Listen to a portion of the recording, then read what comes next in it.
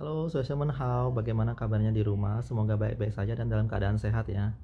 Kembali lagi dengan Lause hari ini akan memberikan sebuah PowerPoint slide mengenai penjelasan bab 5, topik B dan C.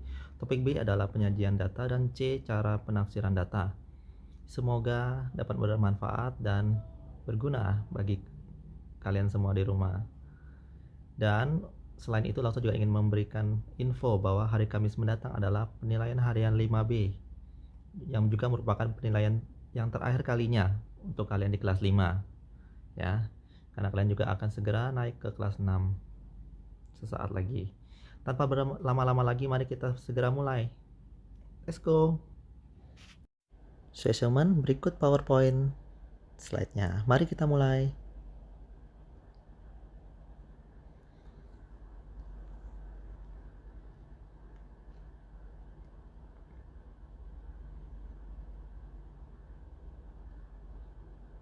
Cara penyajian data yang pertama yaitu diagram batang.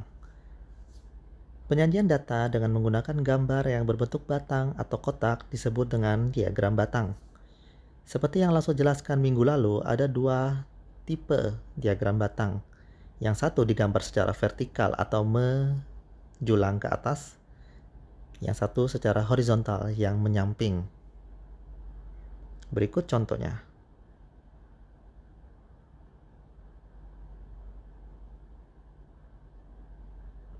Seperti yang dapat kita lihat, di sebelah kiri adalah contoh diagram batang secara vertikal. Dan yang di sebelah kanan adalah contoh diagram batang secara horizontal.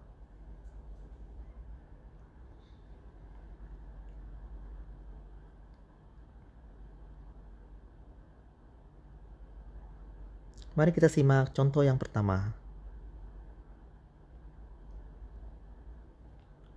Diagram di bawah menunjukkan jumlah siswa bermasalah pada suatu sekolah. Seperti yang kita lihat pada diagram batang tersebut, ada 4 tahun, yaitu tahun 2001, 2002, 2003, dan 2004. Mari kita lihat ada berapa jumlah siswa bermasalah setiap tahunnya. Pada tahun 2001, dapat kita lihat ada 6 siswa yang bermasalah. Sedangkan tahun 2002 terdapat 10 siswa yang bermasalah. Tahun 2003 terdapat 13 siswa yang bermasalah. Kenapa 13? Karena batangnya berada di tengah-tengah antara 12 dan 14. Dan yang terakhir tahun 2004 terdapat 10 orang siswa yang bermasalah.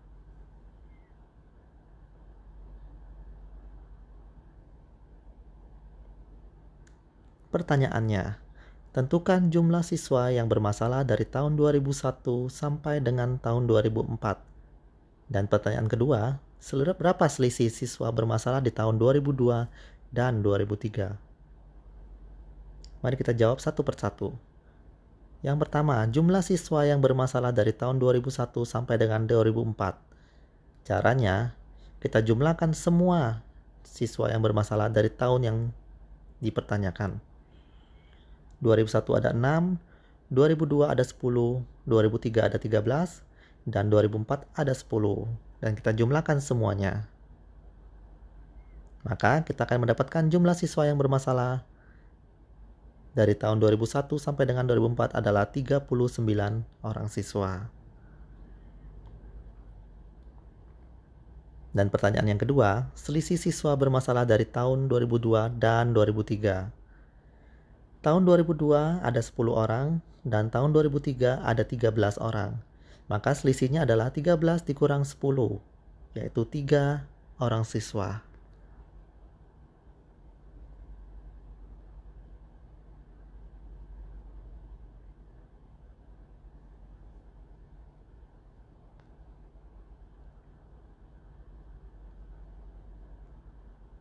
Mari kita simak contoh yang kedua.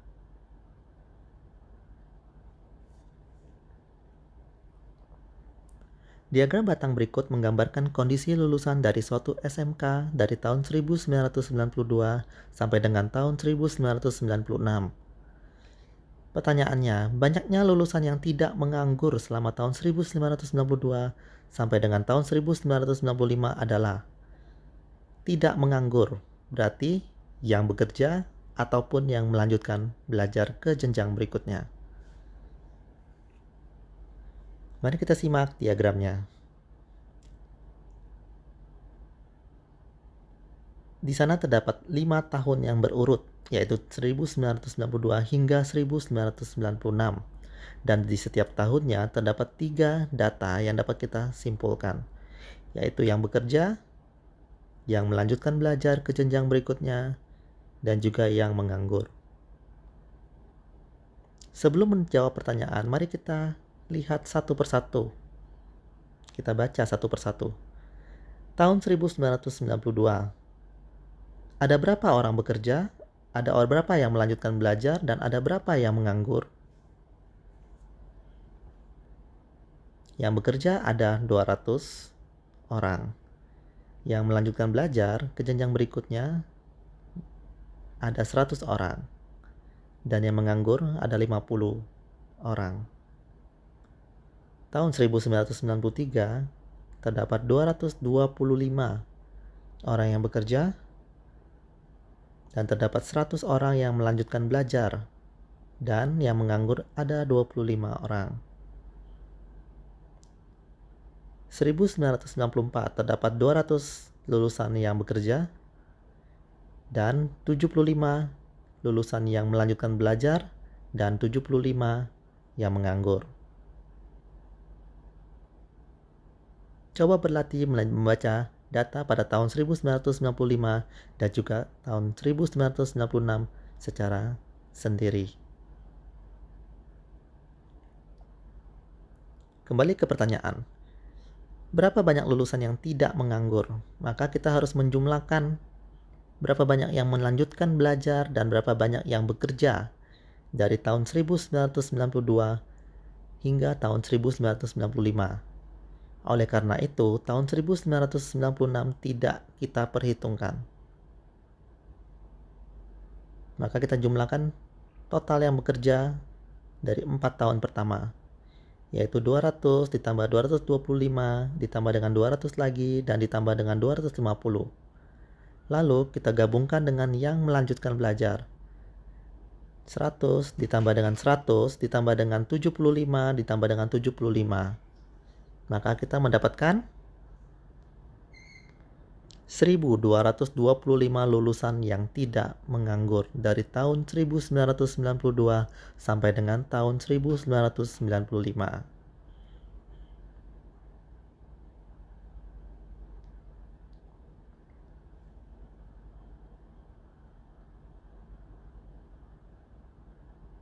Yang kedua, diagram lingkaran.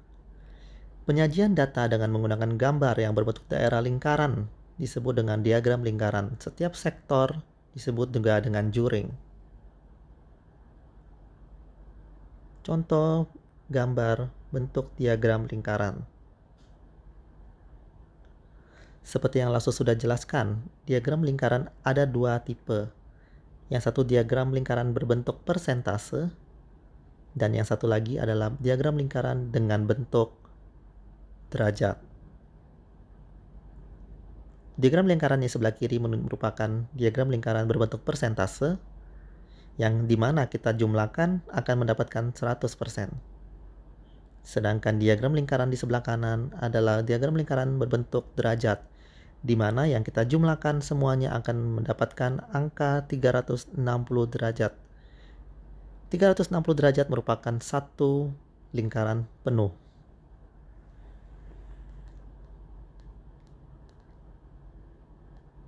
Mari kita simak contohnya.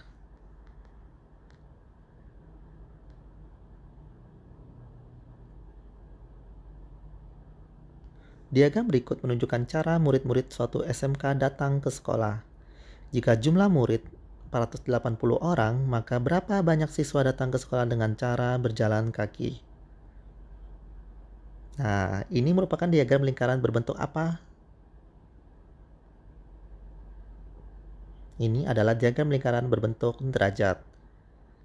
Maka satu lingkaran penuh akan menghasilkan 360 derajat. Pertama, mari kita hitung dulu berapa besar sektor yang berjalan kaki dengan cara mengurangkan 360 derajat dengan seluruh sektor lainnya. 360 derajat kita kurangkan dengan yang menggunakan sepeda 60 derajat, dikurangkan dengan 72 derajat yang menggunakan bis, dan kita kurangkan dengan 45 derajat yang menggunakan motor. Maka kita akan mendapatkan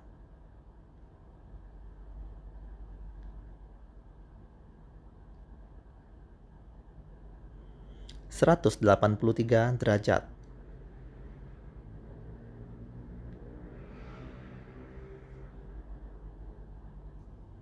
Selanjutnya, jadi ada berapa yang datang ke sekolah dengan jalan kaki?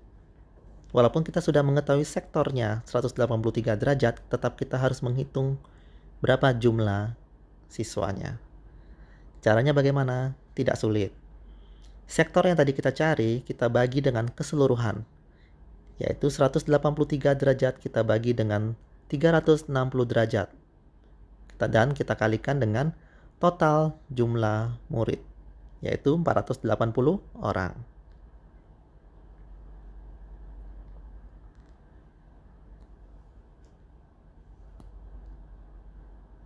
Dan kita mendapatkan 244 orang. Jadi, ada 244 orang yang berjalan kaki ke sekolah.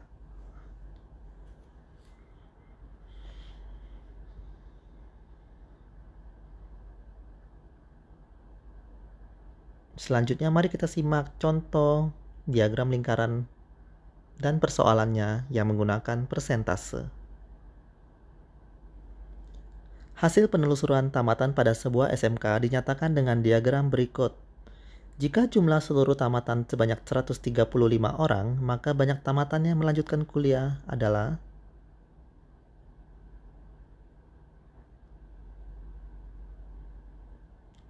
kita lihat diagram lingkarannya yang telah terbagi menjadi 4 sektor. Sektor bekerja ada 45%. Sektor menganggur ada 10%. Dan seperti yang kita ketahui, sektor wira swasta menunjukkan sudut siku-siku, yaitu 25%. Maka sisanya adalah yang melanjutkan kuliah. Berapa persen yang melanjutkan kuliah? Kita kurangkan 100%, dikurangi dengan sektor bekerja 45%, kita kurangkan dengan sektor wira swasta 25%, dan kita kurangkan dengan sektor menganggur 10%. Maka kita akan mendapatkan 20%.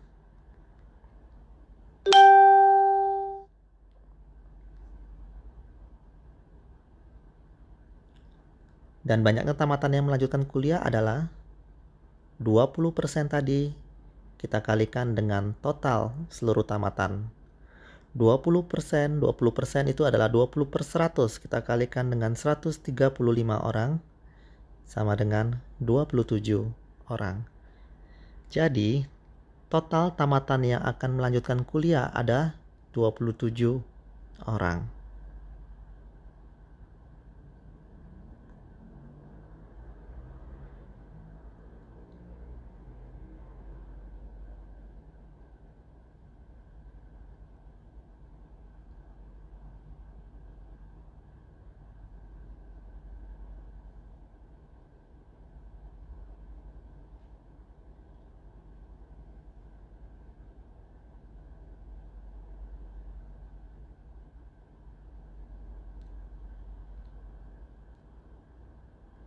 Yang ketiga, diagram garis. Penyajian data dengan diagram garis biasanya digunakan untuk menunjukkan perubahan sepanjang periode tertentu. Bisa jadi digunakan untuk melihat pertumbuhan panen atau merosotnya panen di setiap periodenya. Berikut contoh bentuk diagram lingkaran.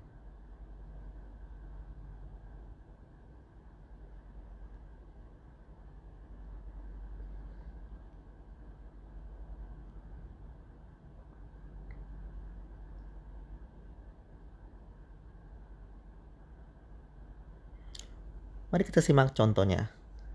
Data lulusan SMK Nusantara yang bekerja sesuai dengan bidangnya dari tahun 2003 sampai tahun 2007 adalah sebagai berikut. Buatkan diagram garis.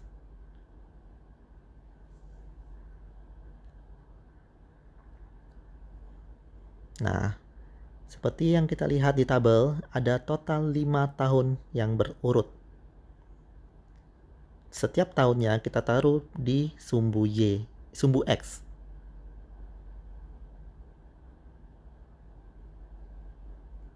Langsung ulangi, pada sumbu X kita taruh seluruh tahunnya. Dan pada sumbu Y adalah jumlah siswa yang bekerja.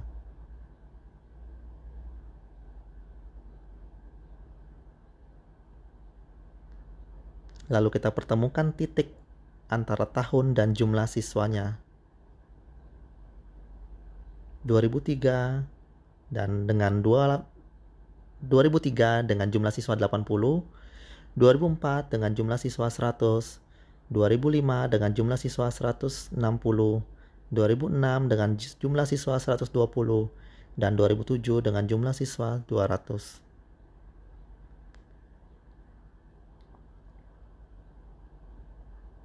Pertanyaannya, selisih tahun 2005 dan 2007 adalah, mari kita lihat 2005 ada 160 yang bekerja.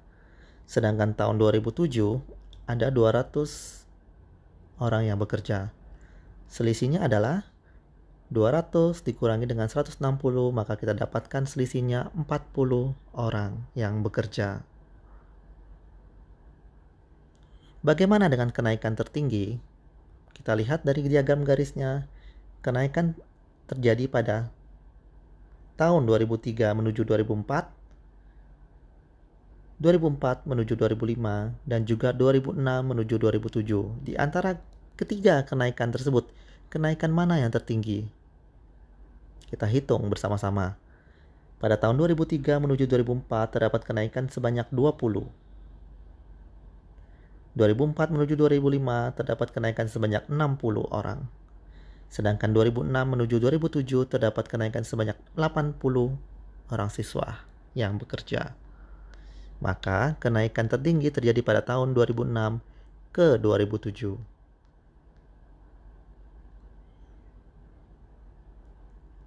Bagaimana penurunan dengan penurunan yang terjadi pada tahun 2005 dan 2006? Tinggal kita hitung. Pada tahun 2005 terdapat 160 orang siswa dan tahun 2006 terdapat 120 orang siswa. Maka penurunannya ada berapa? Tinggal kita kurangkan 160 dikurangkan dengan 120, maka kita mendapatkan 40 siswa.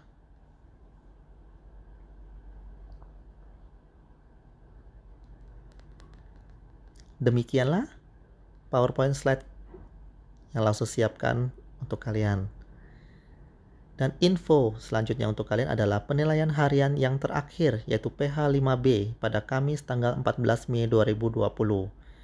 Dan penilaian harian tersebut adalah penilaian harian open book. Kalian bebas membuka buku catatan dan segala catatan yang sudah langsung berikan dapat dilihat kembali. Dan ingat, KKM selama dirumahkan adalah 75. Untuk materinya yaitu diagram batang, garis, dan lingkaran. Pastikan kalian dapat menggambarnya. Dan yang kedua adalah penafsiran data dari diagram, cara membacanya dan cara menjawab persoalan tentang diagram tersebut.